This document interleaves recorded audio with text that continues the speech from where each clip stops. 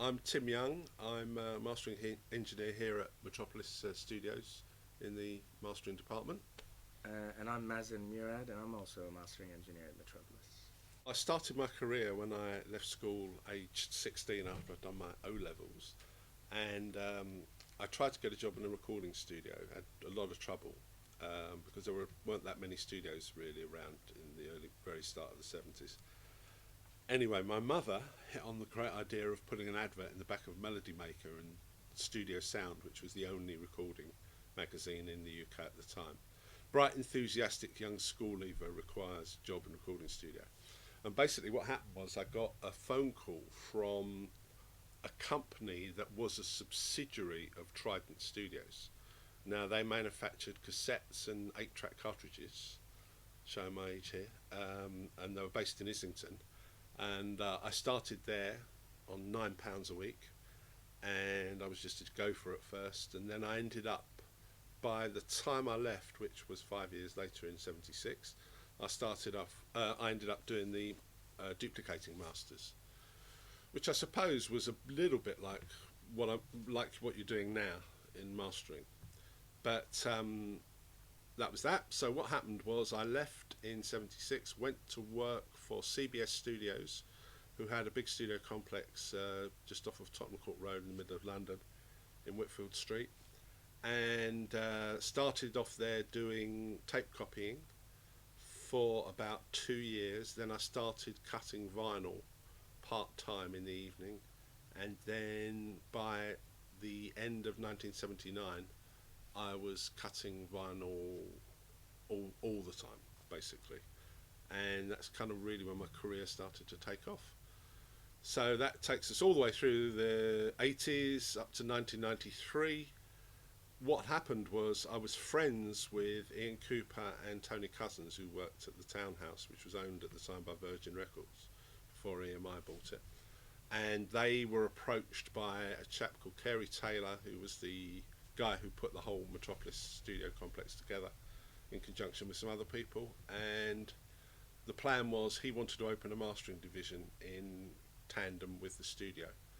And we basically started planning it the end of '92, and then by September '93 we opened, and I've been here ever since.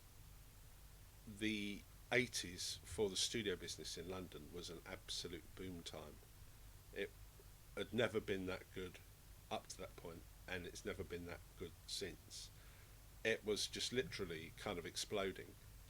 And what happened was that from the mastering point of view, you had all these different things coming in, 12-inch singles. Obviously, by the mid '80s, you're getting CDs. CDs start to be introduced, and there was just literally so much work around, and it was just so records were selling so many copies. I mean, I was working for CBS when George Michael did the Faith album, which our colleague Tony Cousins mastered. I mean, the sales on that album, that the record, the UK company had never ever seen anything like that. To sell 15 million albums, Wow. it was just completely unheard of. So the '80s, yeah, the '80s was, looking back on it now, it had a bad side to it. Actually, quite a bad side to it sonically. I don't know if Maz would agree with me on this. I mean, and fashion, you're right, yeah. But three three things came together that shouldn't have come together really. Sonically in the '80s, you had digital multi-track recording, Mm. first generation SSL desks, and digital reverbs.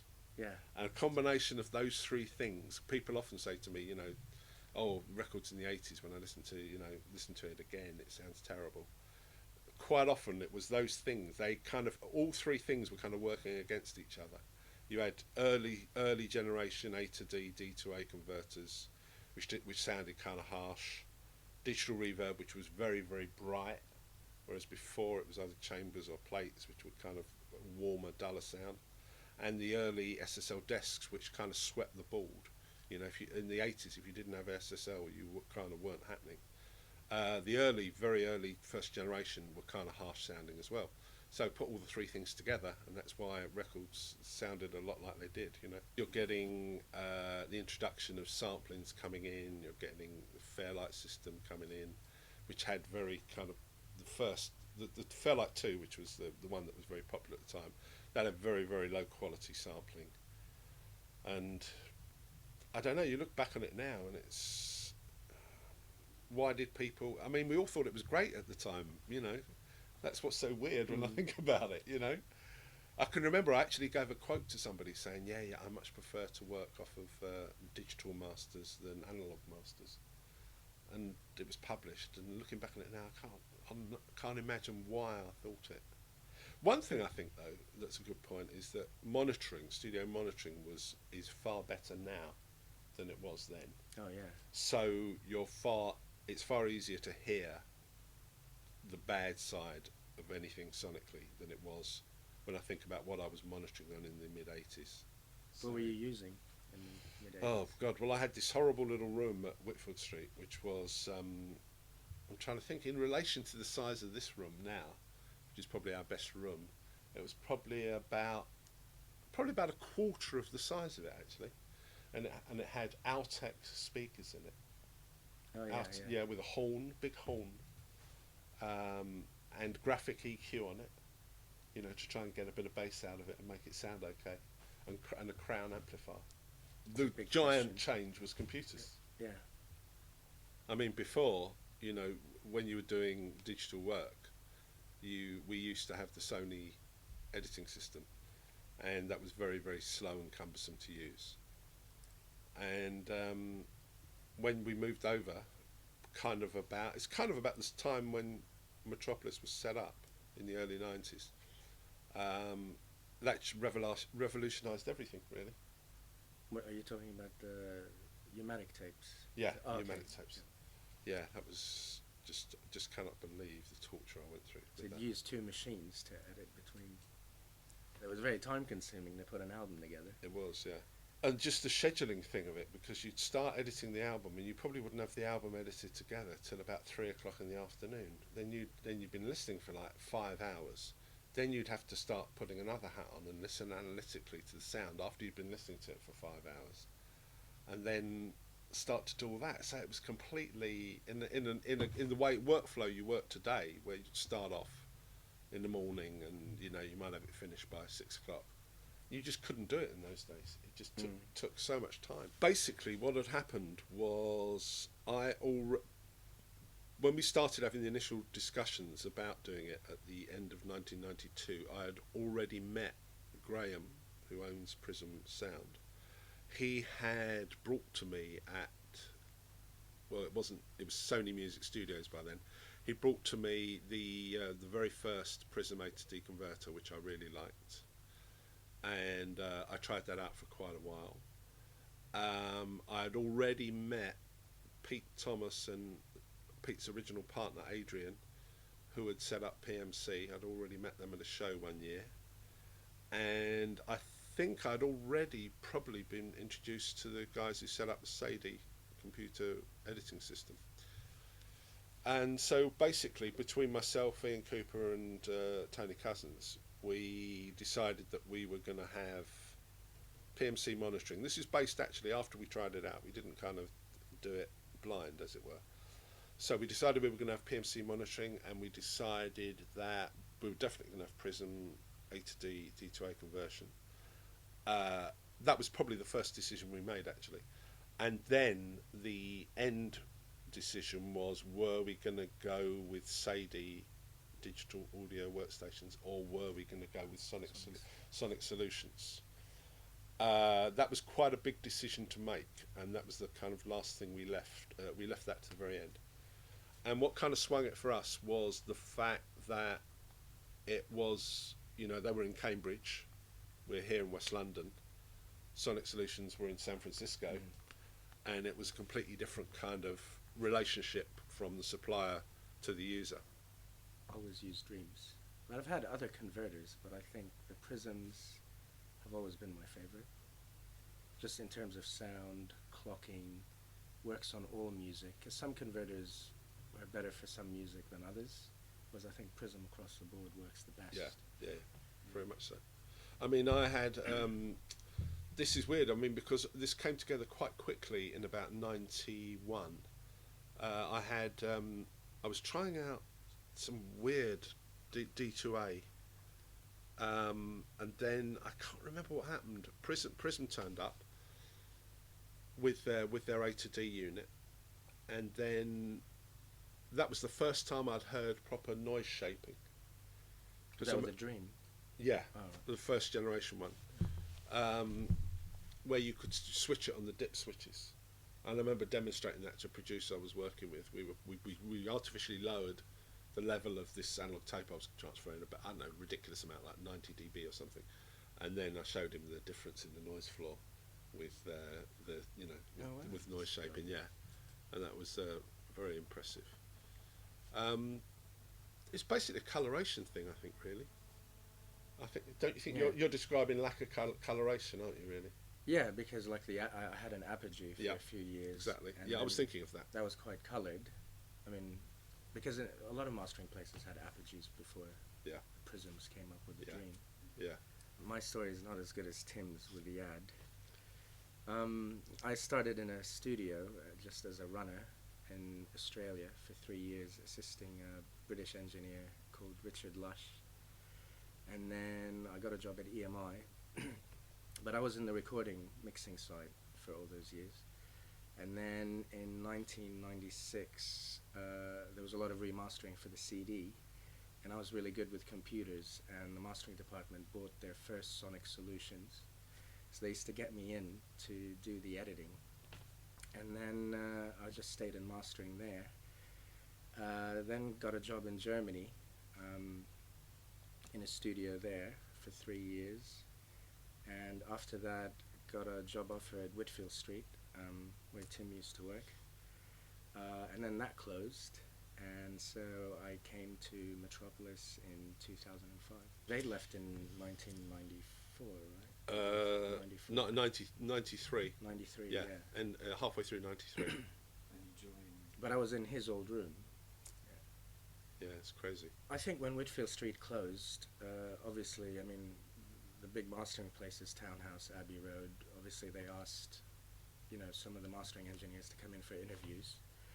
And Metropolis was one of them, and I actually preferred Metropolis to any of the other mastering houses. Not that I work, because I work here, but I think it's the best equipped, best built. They also had the PMCs, which Whitfield Street, I had PMCs as well. And the Prisms, of course. So this is by far the best mastering house I've ever worked in. And they're very good people here as well that you're working with. When I first started upmixing, it was before the Unwrap existed, and I had to do a couple of hundred SA CDs, and I had to upmix them all from original tapes. But they were mostly jazz and classical, from like Miles Davis and all that sort of stuff. And they didn't want any phasing, in the upmixing style, so I just created my own way of doing it, and I've just been using that way ever since. And so is that? And it's quite popular. A lot of people use me for that upmix tape. Is that?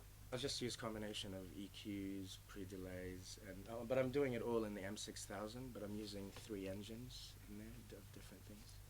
And also people bring, the latest thing that's popular is to do the upmix in combination with some stems. So they'll bring in some stems of, like, say, strings or effects or, extra stuff, just depending on the music. And then we add that to the upmix, so it sounds like a real mix. In all the years that I was at CBS, which was 76 to 93, obviously it was a very good atmosphere in the studio. It was a pretty close team. It was very everyone kind of got on pretty much.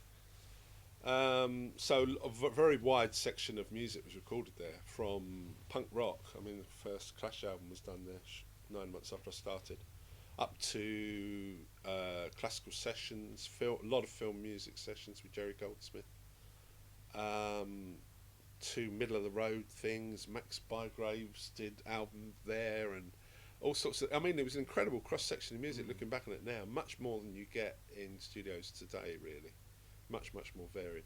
We even did spoken word things. This was back in the back in the 80s, really. Yeah, late 70s. Would you cut them? The 80s. spoken word sort of. No, they were all only for cassette. Right. But you'd have like Sir John Gill who'd come in, or Peter Ustinov, or Roald Dahl came in one day. I remember that very distinctly, and just things like that. And it was a great, a great place to learn, and also from the engineers who worked there.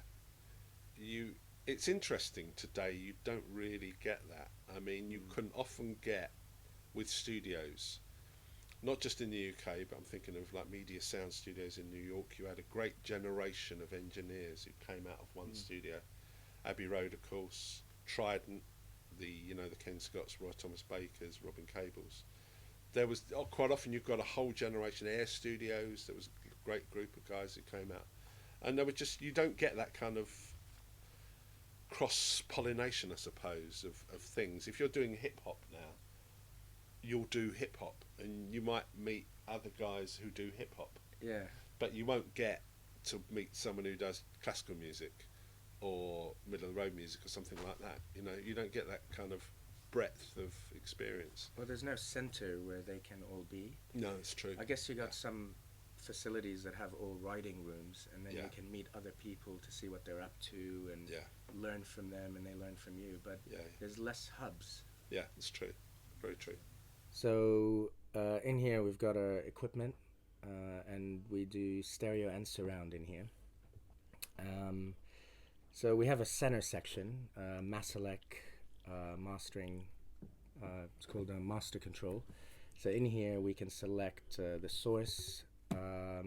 We can select what equipment we want to use, in which order. We've got filters. We've got width control. We've got an elliptical filter, which we use. That takes the stereo, well, in simple terms, takes the stereo bass and blends it in the center. We can also hear different machines. So we can hear our workstation. We can hear the source. We can hear the signal in the different stages. And then we have our EQs, Maselec EQs. We've got obviously 3, so for stereo or also for surround. So you have one for the left front, right front, center, and the rear speakers. We also have digital EQs and digital compressors limiters with a TC.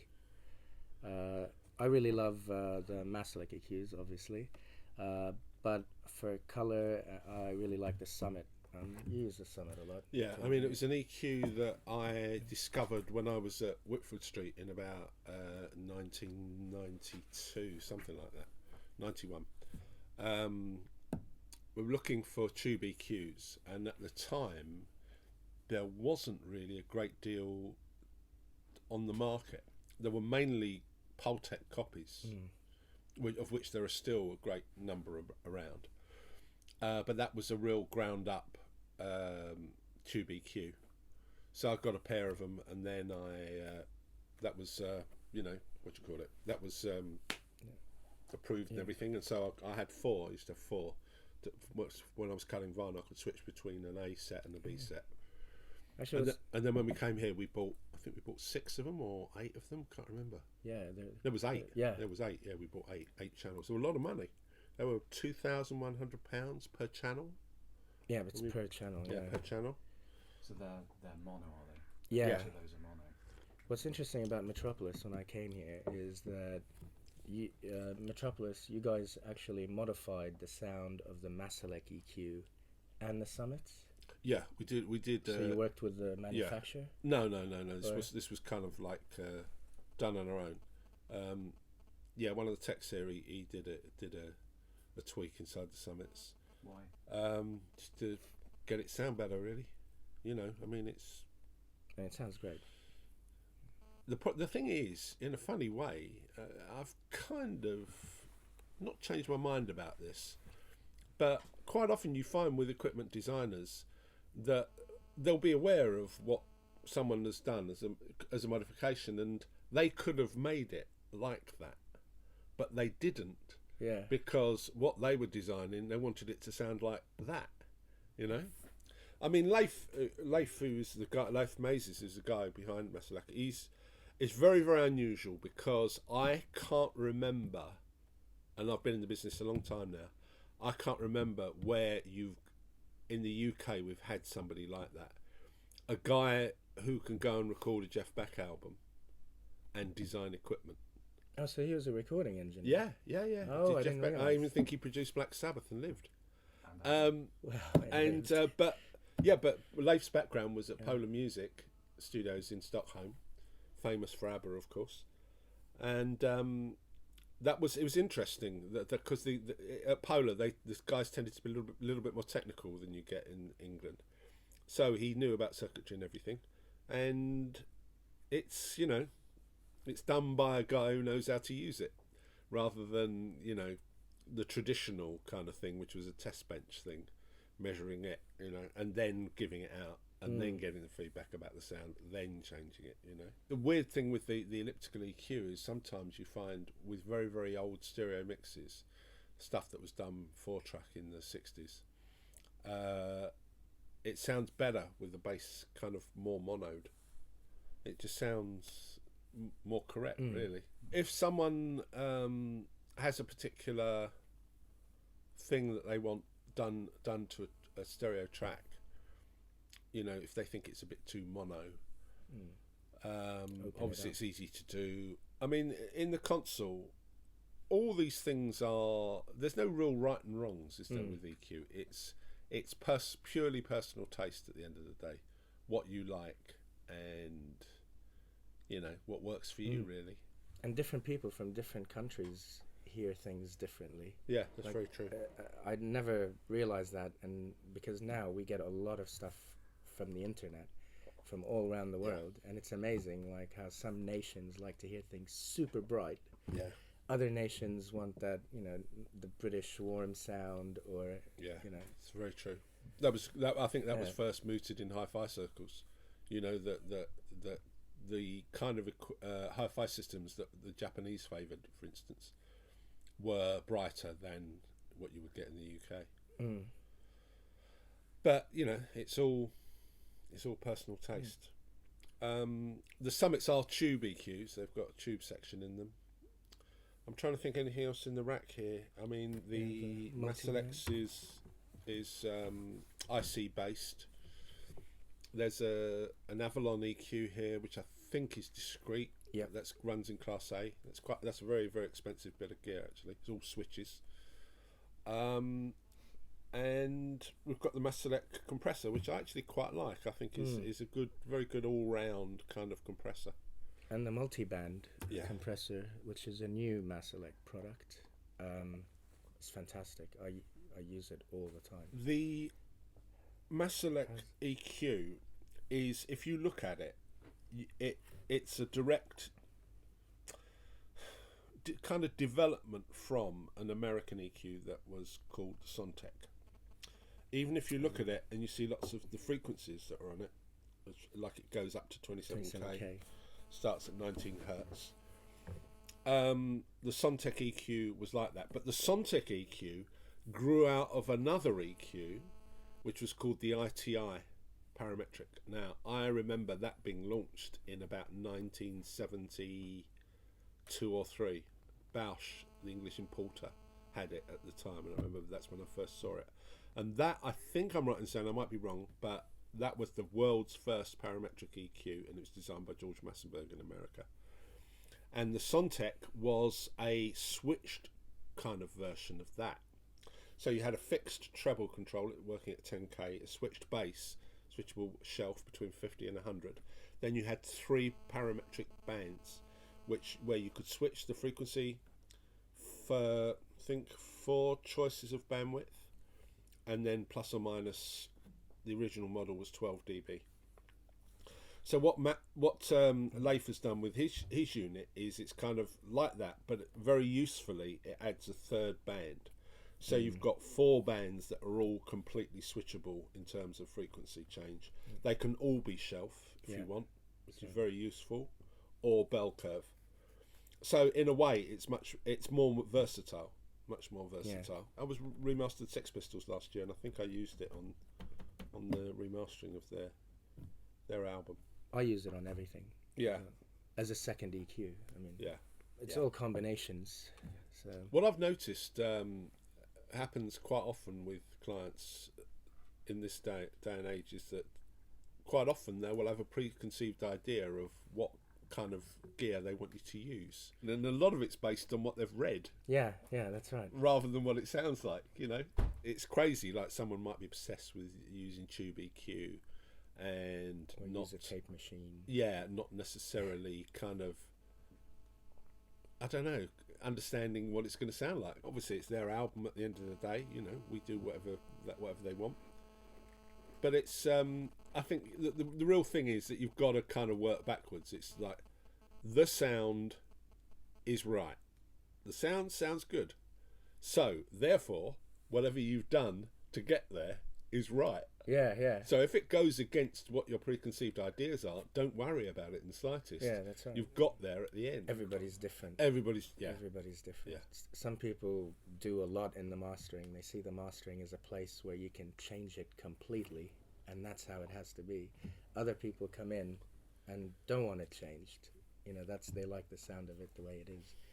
So everybody's different.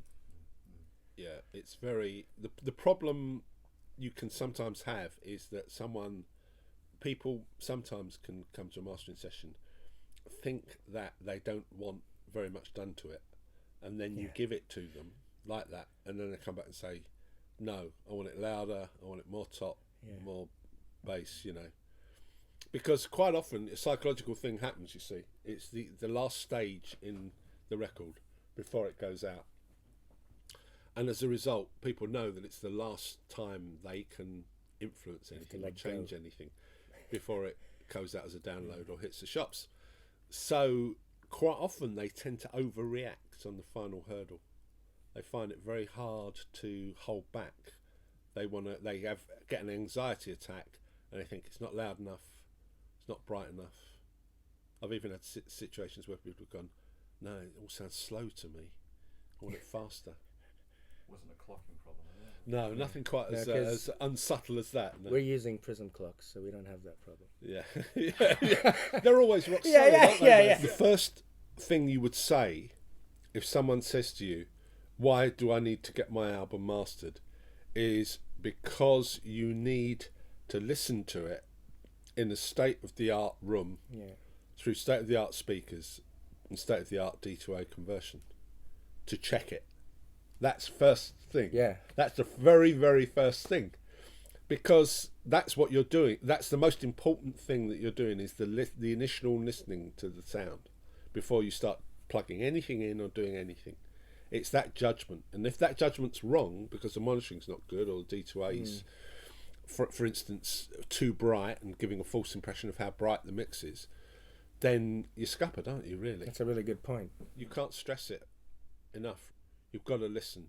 The current chairman of the AES, Jim Anderson, he was interviewed. He said the first thing he teaches his students is how to listen. And he said that's the most important thing, is the analytical listening element in what they're learning. Because if you can't hear when something's wrong, you know, it's all a bit of a waste of time, really. It's always the mid-range to me. That's the super critical thing. Yeah. It's if anything's wrong in the mid-range, you know, and you can't hear it. Quite often, I'm sure this has happened to you, you've listened to speakers in a shop or something and the mid-range hasn't sounded right.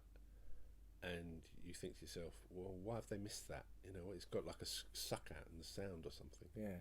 You know? Or they're out of phase. Well, yeah. Quite often, yeah, that's true, yeah. You don't want a coloured DA. If you No. have a coloured DA feeding the speakers, then it's not representing really the source. One of the good things about the DA2, which we use a lot here, is that you're able to use it as the master clock. So even for instance, if say you were, you know, playing back even a DAT or something like that from, you know, like 1990, if you put the clock at the D2A itself, quite often it sounds better than externally clocking it. Although we have great external clocks as well. Depends kind of what you're after, but it's very, very easy to use with the DA2. to switch it to master clock. We have the ADA8 as well. We've got 2 of them for surround that we use, of course.